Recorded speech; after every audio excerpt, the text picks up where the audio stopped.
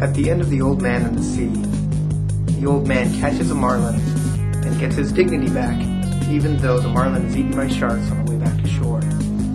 At the end of the Odyssey, Odysseus comes home, smites his enemies, and doesn't kill them all off because the gods say not to. At the end of Candide, Candide and Xenoida lived happily ever after in Copenhagen, which is as happy an ending as any of us can expect, I guess. At the end of Ben-Hur, Ben-Hur becomes a Christian and has a nice family, etc. At the end of Animal Farm by George Orwell, the pigs become just like the men. At the end of Dostoevsky's The Brothers Karamazov, Mitya is convicted for his father's murder, even though he's innocent. Or is he? In The Red Badge of Courage, the youth comes of age.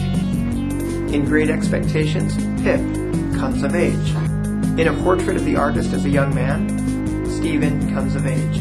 In Oliver Twist, Oliver is adopted by Mr. Brownlow and eventually comes of age. At the end of The Lord of the Flies, the boys are rescued by the British Navy and Ralph weeps for the death of Piggy and the loss of innocence and thus comes of age. At the end of The Trial and Death of Socrates, Socrates dies. At the end of The Turn of the Screw, Miles dies. At the end of The Call of the Wild, John Thornton dies, and Buck joins the wolf pack, thus coming of age. At the end of A Tale of Two Cities, Sidney Carton dies. At the end of Brave New World, John dies.